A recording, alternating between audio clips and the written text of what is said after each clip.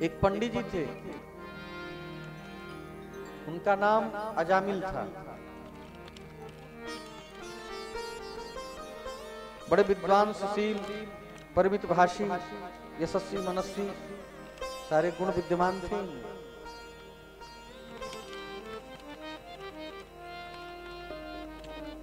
लेकिन क्या होता है कि कभी कभी भगवत चरणाश्रित न होने के कारण सारी विद्युता धरी की धराई रह जाती है।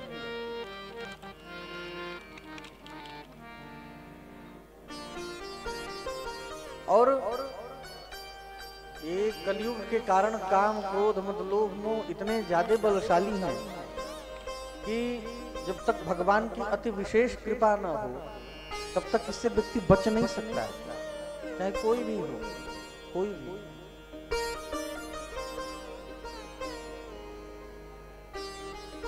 अच्छा, काम वासना, क्रोध, इसके प्रवेश करने के मुख्य दो स्थान हैं, एक आंख, एक कान। अजामिल जी एक बार अपना कहीं से लौट रहे थे तो एक सुंदर वेश्या थी, उसको किसी के साथ सहवास करते देखा, मन में उसके प्रति आकर्षण हुआ तो उससे ब्याह करके उसके घर ले आए। पहली पत्नी, अब उसके प्रति ज्यादा प्रेम था तो पहली पत्नी को निकाल दिया।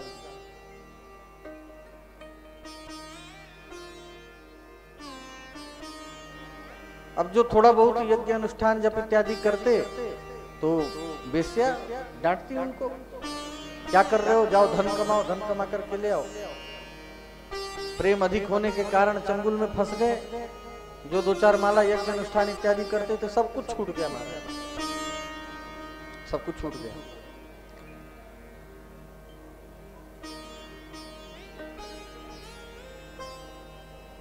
अब जब धन की मांग अधिक होने लगी, धीरे धीरे रास्ते बिगड़े तो शराब पीना शुरू कर दिया। शराब पीना शुरू कर दिया, बुद्धि बिगड़ गई, चोरी करना शुरू कर दिया, तो चोरी करते करते डाकू बन गए।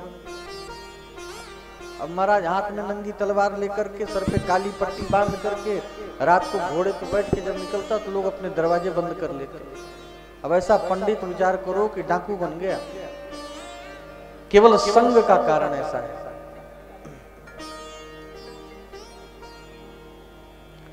इसलिए कल मैंने निवेदन भी किया था कि संग सर्वात मना त्याज्य, गलत संगत को कभी पकड़िए मत।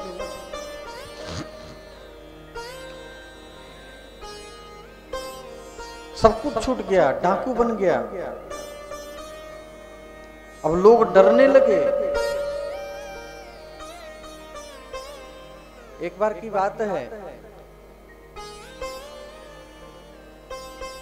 कुछ महात्मा अयोध्या से वृंदावन की ओर जा रहे थे। रात्रि हुई, उसी गांव में विश्राम किया जिस गांव में अजामिल रहता था। गांव में प्रवेश किया तो लोगों से पूछा कि भाई यहाँ कोई भक्त है जिसके यहाँ हम आज रात्रि निवास कर सकें। तो लोग किसी ने मजाक में कह दिया, हाँ हाँ एक बड़े अच्छे भक्त हैं अजामिल नाम के, वहां जाइए, खूब बढ़िया स्वागत सत्कार होगा आपका। अब जितने साधु महात्मा सब गए, अजामिल तो था नहीं, उसकी पत्नी जो वेश्या थी वही थी। अब सबने आवाज लगाई, जय श्री राम, कोई है? अंदर से निकली, जी महाराज जी जय श्री राम। अरे पुत्री, आज रात को हम यहीं ठहरना चाहते हैं, तो यहीं अपना आसन लगाना चाहते हैं, तुम्हारी आज्ञा हो तो। और थोड़ा भूखे हैं तो कुछ आटा, चावल और साग इत्यादि की व्यवस्था करिए, हम लोग अपना बना करके पाएंगे।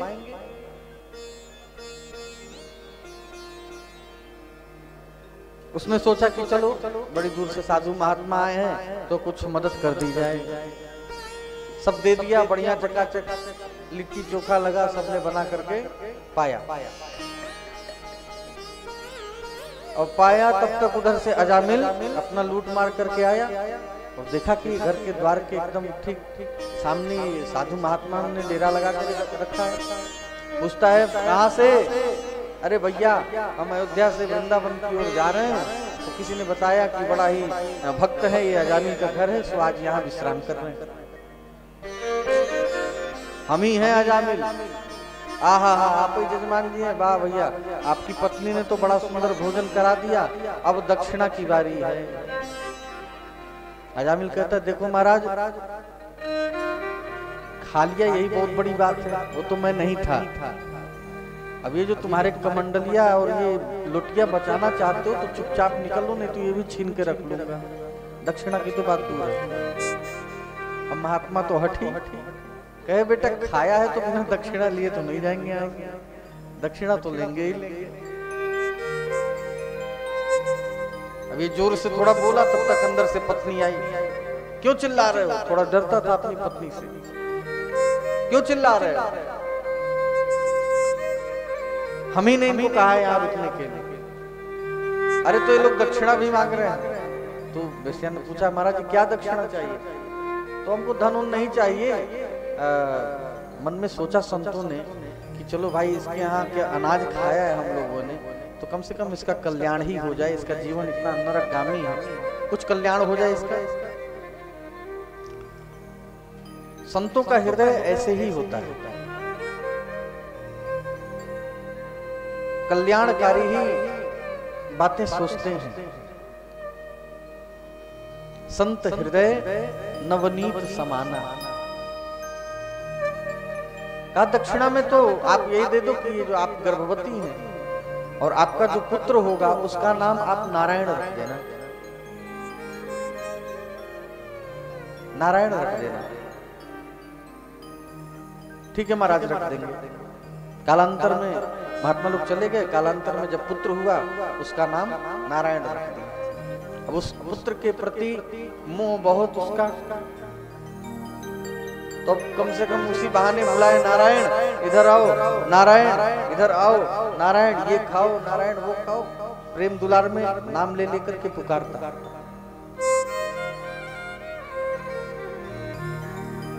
दिन भर में कम से कम 100 बार 200 बार नारायण का नाम वो लेता था। एक दिन ऐसे ही सोया था, सोते सोते वो एक दृश्य देखा उसने। क्या देख रहा है कि कुछ यमराज उसे आए और पकड़ करके ले जाने लगे। अब चिल्लाया, घबराया यमदूत को देख करके। तो अंतिम समय में आपके दिमाग में वही आता है, कल भी मैंने कहा था, जिसका आपने खूब अभ्यास किया हो या जिसके प्रति आपकी आसक्ति बहुत हो। तो वो नारायण पुत्र के प्रति उसकी आसक्ति बहुत थी। उसने ऐसे उधर देखा तो नारायण खिलाता, रे नारायण बेटा बचाओ, उसने बोला। तो अंत भला तो सब भला। तब तक सारे पार्षद आ गए वैकुंठ से। यमदूतों को पीटा, कहा अरे इसने नारायण का नाम लिया है, अब आप नहीं ले जा सकते। अरे महाराज इसने कितना पाप किया आपको पता है?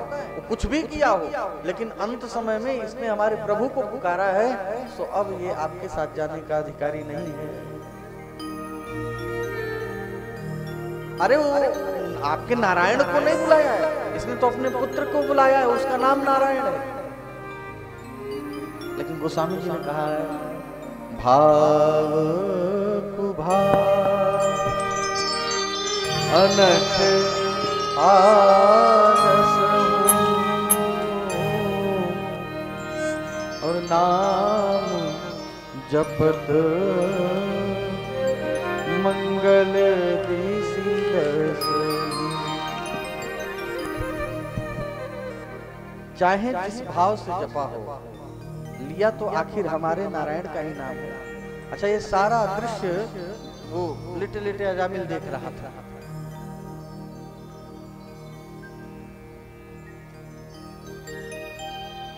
भगा दिया यमदूतों को, सब गए वहां यमराज के पास। तो कहा कि महाराज ऐसी ऐसी घटना हुई। उसने नारायण जैसे नारा बोला, तब तक यमराज ने कस के डांट लगाई, अरे क्या करता है यहाँ नरक में उनका नाम लेना, ये क्या कर रहे हो? जितने पापी हैं ये सब नरकगामी हैं, सबके पाप कम हो जाएंगे, उस नाम का इतना प्रताप है। कलयुग केवल नाम आधारा, ये तो गोस्वामी जी ने कहा है। कलयुग में भी इतना मतलब ऐसा युग है, इसमें भी सोचिए केवल एक ही आधार हमको मिला, क्या? भगवान के नाम का। नाम की महिमा तो हर जगह बताई जा रही है। नाम की महिमा तो एक बार जब पुल बन रहा था तो सारे बंदर पत्थर डाल रहे थे राम राम लिख करके। राम जी ने सोचा हम भी मदद करें, पत्थर डाला तो पत्थर डूब जाए, परेशान हो गए डालते डालते। तो हनुमान जी ने कहा क्या बात है प्रभु, बोलते हैं कि आप लोग पत्थर डाल रहे हो तैर रहा है, हम डाल रहे हैं डूब जा रहे हैं, ये क्या बात हुई। हनुमान जी ने बड़ी सुंदर बात कही कि महाराज हम लोग जो पत्थर डाल रहे हैं उस पर राम नाम लिखा हुआ है, तो राम नाम के सहारे तो कोई भी तैर सकता है भवसागर में, लेकिन जिसको राम ही छोड़ दें वो कहां से, वो तो डूब ही जाएगा, फिर वो कहां से तैर सकता है। नाम की बहुत महिमा है। इसलिए आजकल मैं हमेशा कहता रहता हूं, कई लोगों को बात बुरी भी लगती है, नाम बहुत सोच समझ के रखना चाहिए। जितने हमारे वैदिक विधान थे पहले, सारे संस्कार होते थे, गर्भाधान संस्कार से लेकर के अंत्येष्टि तक ये सारे संस्कार होते थे।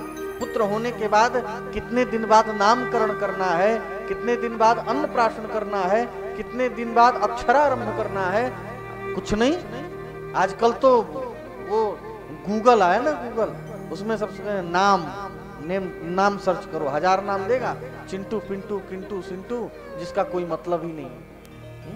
अब भला बताओ, अगर अजामिल ने अपने बेटे का नाम चिंटू रखा होता तो क्या उसका कल्याण होता? चला जाता नरक में महाराज। पता नहीं अजीब अजीब सा नाम रखते हैं सब, बहुत विचित्र लगता है। नामकरण संस्कार होता है, जाति लग्न ग्रह गोचर के हिसाब से नाम रखे जाते हैं। किस अक्षर से नाम होना चाहिए, ये सारे विचार करने की बातें हैं हमारे। फिर भगवान के नाम से मिलता जुलता नाम रखना चाहिए। हमारे यहाँ जब दीक्षा दी जाती है ना, तो उसका एक वैष्णव नाम रखा जाता है, इसी कारण।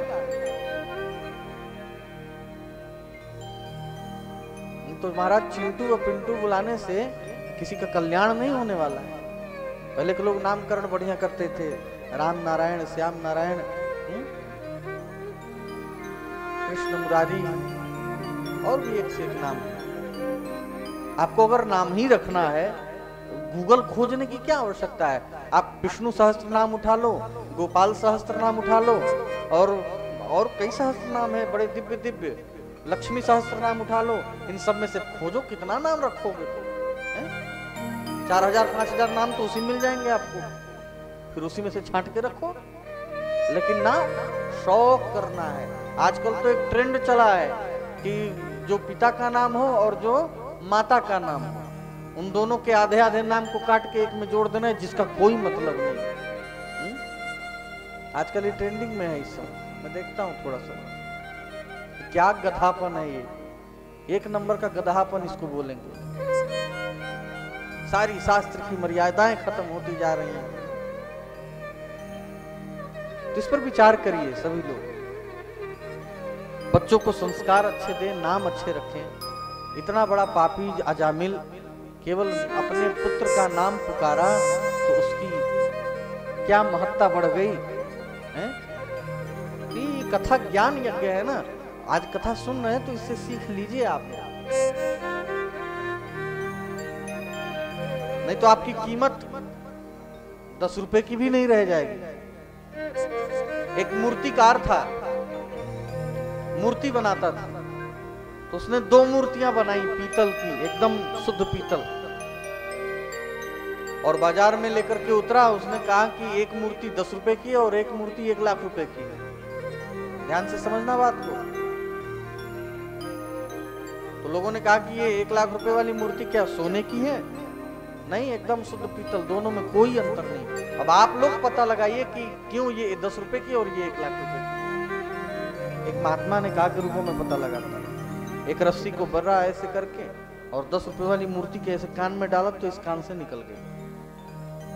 फिर उसके बाद वो जो 1 लाख रुपए वाली मूर्ति थी उसमें डाला कान में, तो सीधा वो रस्सी, पता नहीं क्या ऐसा अंदर द्रव्य उसने रखा था कि वो रस्सी मुड़ करके सीधा हृदय के पास चली गई। तो महात्मा ने कहा हाँ ये 1 लाख रुपए की मूर्ति। कहने का मतलब क्या है? आपकी कीमत पता है कितनी? कथा सुन करके इस कान से निकाल दिया तो फिर तो व्यर्थ है, कीमत नहीं है आपकी। कथा सुन करके हृदय में जिस दिन उतारना लगे ना, तो फिर आपकी कीमत बढ़ जाएगी, आपकी महत्ता बढ़ जाएगी महाराज। मैं नाम नहीं लूंगा, लेकिन यहाँ भी कुछ महापुरुष ऐसे हैं कि श्रोता 3 प्रकार के, जैसे मैंने कहा भी था, एक श्रोता, एक सरौता, एक सोता। तो यहाँ भी तीनों प्रकार के लोग विराजमान। श्रोता वो है जो एकदम आस्वादक होकर के एकदम स्वाद लेकर के कथा सुन रहे हैं। सरौता वो है, जैसे सरौता क्या कहते हैं, जैसे सुपारी खंड खंड करता है ना, सरौता का काम क्या है, खंड खंड करना। तो ठीक इसी प्रकार से जो सरौता वाले श्रोता हैं, वो उनका काम कुछ नहीं है, अरे कथा अभी तक नहीं शुरू हुई तो ये नहीं हुआ, अभी तक तो वो नहीं हुआ, तमाम प्रकार की बातें। जबकि अपने कथा एक प्रश्न कर दें कथा की, अभी 3-4 दिन में जो कथा हुई है वो एक भी प्रसंग याद नहीं होंगे।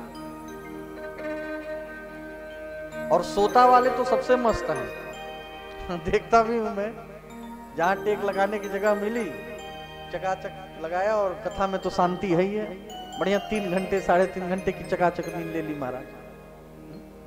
तो ऐसे सोता, ये 3 प्रकार के हैं सुनने वाले। अच्छी बात है, सब अपने अपने विचारों से ही समाज में अपना प्रतिष्ठा बनाते हैं। अब वो उनके लिए प्रतिष्ठा है, किसके लिए कुप्रतिष्ठा है, क्या है, भगवान जाने। लेकिन कथा को श्रोता बन करके सुनिए तो ज्यादा अच्छा लगेगा, आपकी महत्ता बढ़ेगी, आपकी कीमत बढ़ेगी। ऐसा नहीं कि वो 10 रुपए वाली कीमत रह जाए आपकी, ऐसा मत करिए। एक बार जोर से बोलिए जय श्रीमन्नारायण, थोड़ा और जोर से बोलिए।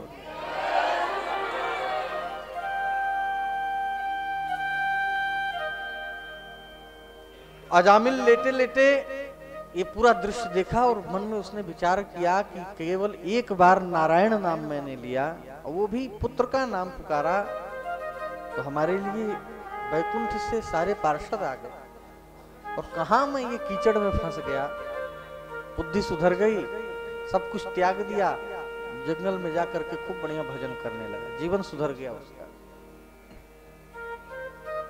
महात्मा लोग गाते हैं कि जिसके जीवन में मिला सत्संग है, जिसके जीवन में मिला सत्संग है, उसे हर घड़ी आनंद ही आनंद है, उसे हर घड़ी आनंद ही आनंद है। जिसके जीवन में, ओ जिसके जीवन में, जिसके जीवन में, ओ जिसके जीवन में, जिसके जीवन में मिला सत्संग है, ओ जिसके जीवन में मिला सत्संग है, उसे हर घड़ी आनंद ही आनंद है, ओ उसे हर घड़ी आनंद ही आनंद है। ओ जिसके जीवन में मिला सत्संग है, ओ जिसके जीवन में मिला सत्संग है, उसे हर घड़ी आनंद ही आनंद है, उसे हर घड़ी आनंद ही आनंद है, उसे हर घड़ी आनंद ही आनंद है, उसे हर घड़ी आनंद ही आनंद है।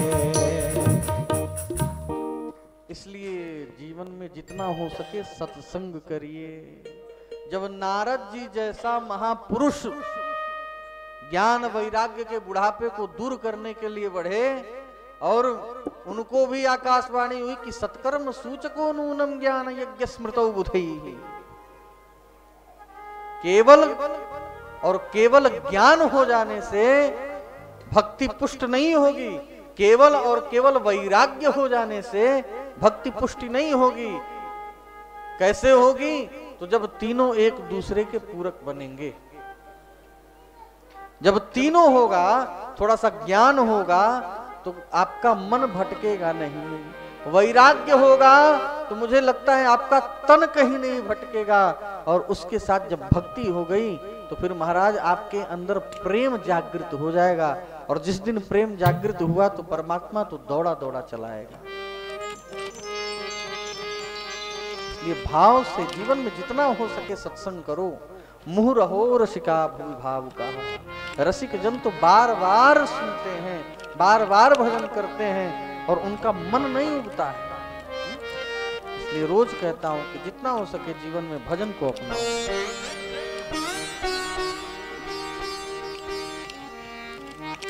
इस प्रकार से अजामिल का जीवन